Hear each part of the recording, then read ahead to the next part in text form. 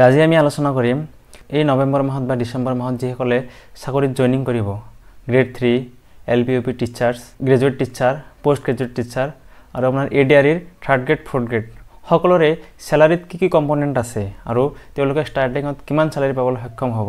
সেই সম্বন্ধে আলোচনা কৰিম কাৰণ প্ৰত্যেকজন সাৰ্ভিস হোল্ডাৰৰে কি নিজৰ স্যালাৰি হিচাপটো জনাটো অত্যন্ত জৰুৰী যিসকলে এতিয়া চাকৰি কৰি আছে সেইসকলে গম পায় যে যদি নিজৰ স্যালাৰি হিচাপটো নাজানে তেন্তে কেনেকুৱা অসুবিধাৰ সন্মুখীন হ'ব পাৰে গতিকে আহক আমি ভিডিঅ'টোত স্যালাৰিৰ প্ৰতিটো কম্পোনেন্ট যেহেতু আমি নতুন চাকৰিয়াল গতিকে স্যালাৰিৰ প্ৰতিটো কম্পোনেন্ট আৰু কি হিচাপত আমি সেই কম্পোনেন্টবোৰ পাবলৈ সক্ষম হ'ম সেই বিষয়ে আলোচনা কৰো আহক আপোনালোকে ইয়াতে যে টেবুলখন দেখা পাইছে এই টেবুলখন অত্যন্ত ইম্পৰ্টেন্ট টেবুল ইয়াতে সব প্ৰত্যেকটো ক্যাটাগৰী যে LP আপোনাৰ grade pay 6800 LP graduate teacher 7400 grade pay থকা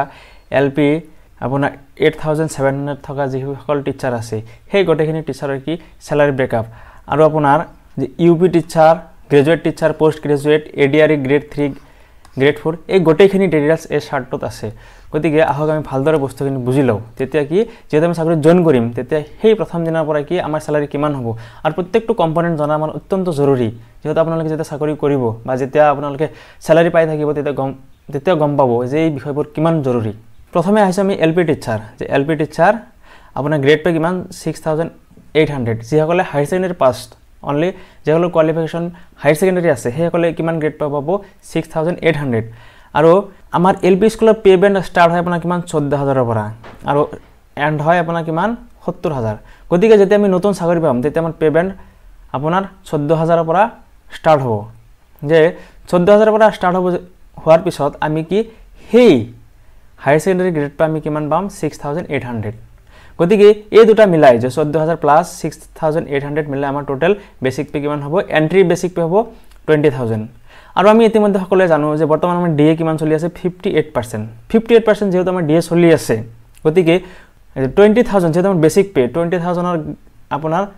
DA কিমান হ'ব 12064 তাৰ পিছত আহিব আমাৰ কি বেসিক পেৰ ওপৰত 7% মই ৰুৰাল এৰিয়াৰ খালি ক্যালকুলেশন কৰিছো গতিকে আপোনালোকে যদি মেট্ৰত যদি চাকৰি পাইছে তেন্তে কি আমাৰ 1% বা 2% কি বঢ়াই লব হাউস ৰেন্ট আমাৰ 7% ধৰিলে কিমান হ'ব যে 1456 আৰু মেডিকেল 600 ফেমিলিয়াৰ ফৰ एवरीवन তো গতিকে আমাৰ জয়নিংৰ দিনা কি গ্ৰছ স্যালাৰি আমাৰ কিমান হ'ব 34920 আৰু এটা আমাৰ 10% কি হ'ব NPS ডিডাকশন হ'ব এই NPS ডিডাকশন কিহৰ ওপৰত হ'ব আপোনাৰ এই এন্ট্ৰি বেসিক পে আৰু DA কিমান হ'ব 32864 এইখিনি কি হ'ব আমাৰ 10% যে বেসিক NPS ডিডাকশন হয় আপোনাৰ বেসিক পে প্লাস DA এৰ কি 10% এটো সকলৰ ক্ষেত্ৰতে যিমান কিটা চাকৰিয়াল আছে সকলৰ ক্ষেত্ৰতে NPS এৰ ক্ষেত্ৰত আমাৰ 10% বেসিক পে প্লাস DA এৰ কি হ'ব কাটিং হ'ব তাৰ পিছত আহিলে আপোনাৰ প্ৰফেশনাল ট্যাক্স 208 rupees সকলৰ কাৰণে আৰু GIS যাৰ 25000 ওপৰত স্যালাৰি আছে তেওঁলোকৰ কি হ'ব GIS কাটিং হ'ব প্ৰত্যেক মাহে 200 টকা কৈ তেতিয়া টোটাল আমাৰ ডিডাকশন কিমান হ'ব 3694 আমাৰ টোটাল গ্ৰছ স্যালাৰি আছিল 34920 আৰু ইয়াৰ পৰা ডিডাকশন হ'ব আপোনাৰ 3694 গতিকে এই 3694 মাইনাস কৰাৰ পিছত স্যালাৰি যেখিনি বাকি থাকিব সেইখিনি কি আমাৰ ইনহ্যান্স স্যালাৰি হ'ব গতিকে এই মাইনাসখিনি আপোনালোকে যিজনে যোন ডিপাৰ্টমেন্টত চাকৰি পালে সেই সকলে কি নিজে নিজে হিসাব কৰি উলাই লও তাৰ পিছত আহিলে আপোনাৰ LP যে গ্ৰেজুৱেট টিচাৰ LP ত কাম কৰি আছে কিন্তু তেওঁৰ কি গ্ৰেজুৱেচন আছে তেওঁৰ গ্ৰেড পে কিমান পাব 7400 গতিকে আমাৰ এন্ট্ৰি লেভেল পেমেন্ট আমাৰ কিমান পেমেন্ট টু 14000 প্লাস 7400 টোটাল আমাৰ এন্ট্ৰি বেসিক পে কিমান হ'ব 21400 আৰু এই 21400 ৰ 58% DA মিলাই 12421 আৰু ইয়াতে হাউস ৰেন্ট আমাৰ জমা হ'ব 1494 মেডিকেল 600 টোটাল গ্ৰছ স্যালাৰি আমাৰ 35910 যে গ্ৰেড পে ডিফাৰেন্সৰ কাৰণে কি হল আমাৰ স্যালাৰি প্ৰায় 1000 টকা কি হল ডিফাৰেন্স হল ইয়াতে গ্ৰেড পে ডিফাৰেন্স আমাৰ কিমান 600 কিন্তু আমাৰ টোটাল স্যালাৰিত ডিফাৰেন্স হল প্ৰায় 1000 তাৰ পিছত NPS এৰ ডিডাকশন আমাৰ 10% 3381 আপোনাৰ DA আৰু বেসিক পে দুটাৰ 10% 3381 GIS 2008 আৰু আপোনাৰ professional tax 200 total deduction 3920 89 total gross স্যালাৰি কিমান আছিলে 35910 আৰু ইয়াৰ পৰা আমাৰ 3789 কি হ'ব মাইনাস হ'ব তাৰ পিছত আমাৰ কি নেট স্যালাৰি ইন হ্যান্ড স্যালাৰি কি আমাৰ হাতত আমি পাই যাম ঠিক হেদৰে তাৰ পিছত এলপি টিচাৰ 8700 এটো আমাৰ কি প্ৰথম যেতে pay commission 7 pay commission start হৈছিল তেতে কেমা মান কি কৰিছিলে 8700 আপোনাৰ গ্ৰেড পে দিছিলে এটো বহুতে পাইছিল কিন্তু তাৰ পিছত কি কৰিলে সৰকাৰে আকৌ এটো সংশোধন কৰাই কি কৰিলে 7400 কৰিলে গতিক এইখিনি বৰ্তমান এলপি স্কুলত কোনো পাই থকা নাই তাৰ পিছত আহিল আমাৰ ইউপি সেকশন যে ইউপি টিচাৰৰ সেম পেমেন্ট যে টিচাৰ আমাৰ UP graduate teacher the high school graduate teacher UP এবিলাকৰ পেমেন্ট 2 সকলোৰে কিমান পেমেন্ট 2 যে 1400 ৰ পৰা আমি স্টাৰ্ট হম যে আপোনাৰ গ্ৰেজুৱেট টিচাৰৰ সেম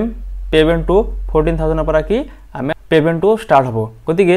গ্ৰেড 2 সেম আমাৰ ইউপি গ্ৰেড পে 8700 আমাৰ গ্ৰেজুৱেট টিচাৰ হাই স্কুলত গ্ৰেড পে 8700 গতিকে দুটা মিলাই আমি এন্ট্ৰি বেসিক পে কিমান হ'ব 22700 ইয়াতো 22700 গতিকে এইখিনিৰ এতিয়া পেমেন্ট আৰু গ্ৰেড পে এড কৰাৰ পিছত আমাৰ কি ওলাব বেসিক পে হ'ব এন্ট্ৰি বেসিক পে ওলোৱাৰ পিছত আমি এইখিনি কি কৰিম 58% ডিএ ওলাম যে 58% ডিএ 13166 তাৰ পিছত হাউস ৰেন্ট 1589 এটো স্টাৰ্টিংৰ এটো একদম স্টাৰ্টিংৰ মেডিকেল 600 আৰু কি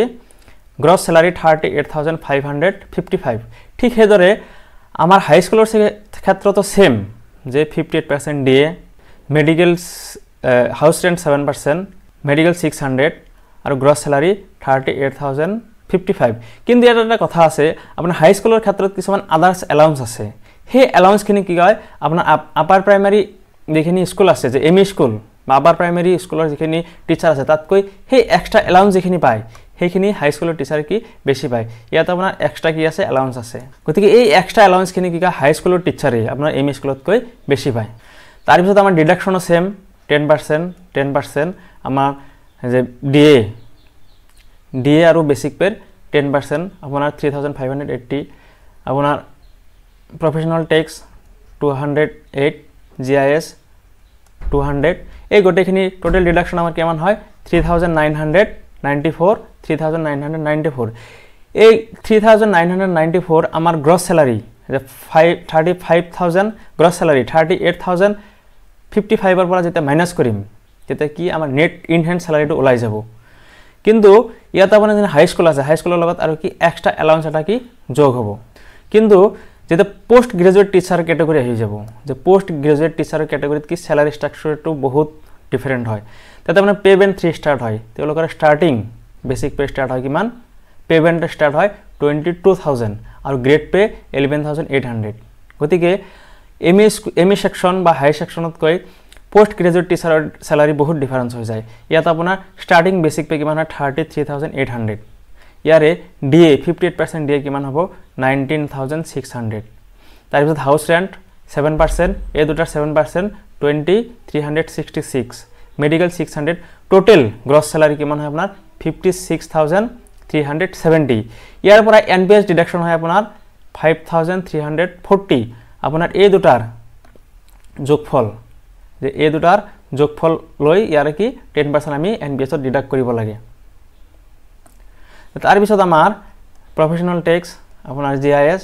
আৰু টোটাল ডিডাকশন আমাৰ কিমান হ'ব 5780 এই গোটেখিনি মিলাই যে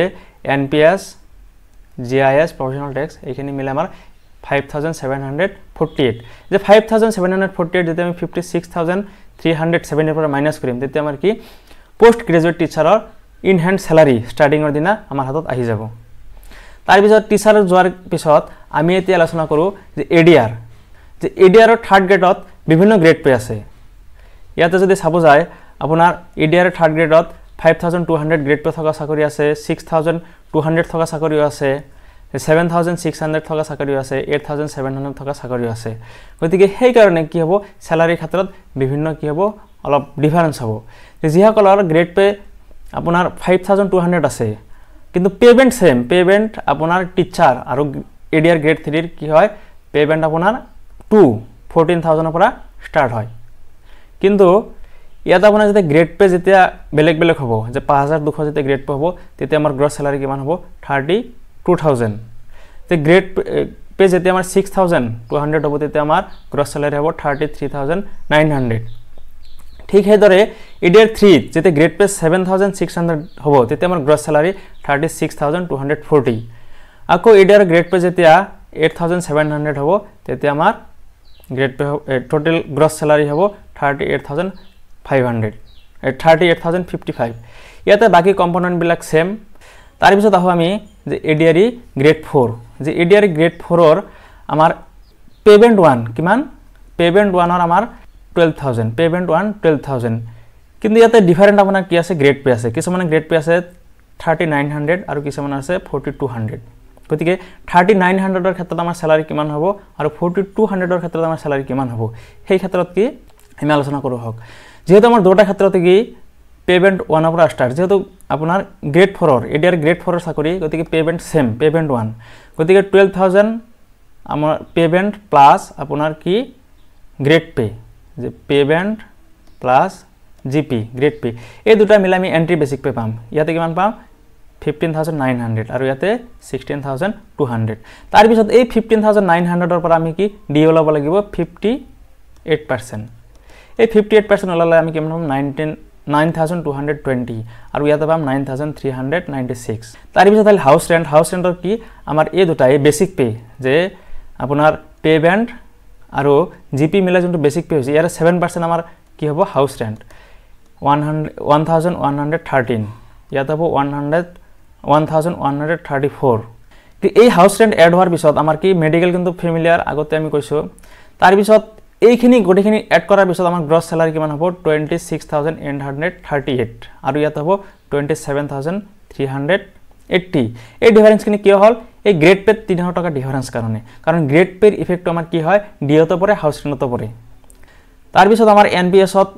2512 আৰু ইয়াতে 2559 এইখিনি মাইনাস হোৱাৰ পিছত আমাৰ প্ৰফেশনাল ট্যাক্স আৰু জিআইএস এই গটেখিনি মিলাই আমাৰ টোটাল ডিডাকশন হ'ব 2920 আৰু আপোনাৰ 4200 গ্ৰেড পেৰ ক্ষেত্ৰত আমাৰ ডিডাকশন হ'ব 2967 গতিকে আপোনালোকে এই 2967 আমাৰ গ্ৰছ স্যালাৰি যে 27000 আছে ইয়াৰ পৰা মাইনাস কৰিব লাগিব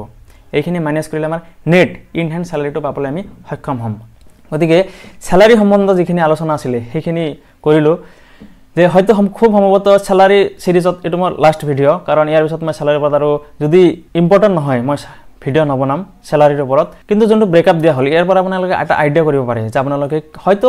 maximum 1000 rupees difference হ'ব পাৰে কাৰণ ইয়াতে বিভিন্ন ধৰণৰ এলাউন্স থাকে কিছুমান টিএ থাকে যে সিআৰসিসি হলে কি হ'ব ট্ৰেভেল এলাউন্স পাব ধৰক হাই স্কুলত কিবা বেলেগ 300 বা 600 লৈ কি এলাউন্স থাকে তাৰ পিছত ৰিমোট এৰিয়াত যিবিলাক কৰি আছে সেইবিলাকতো 400 500 rupees কি থাকে এলাউন্স থাকে গতিকে সেইখিনি এড কৰাৰ পিছত হয়তো স্যালাৰি কিবা এটা ডিফাৰেন্স ভিডিওটো চাবৰ বাবে আপোনালোকক ধন্যবাদ জনাইছো আৰু যেহেতু নতুন চাকৰি যিসকল জয়েন কৰিব সেইসকলক মই কি আন্তৰিক শুভেচ্ছা জ্ঞাপন কৰিছো ধন্যবাদ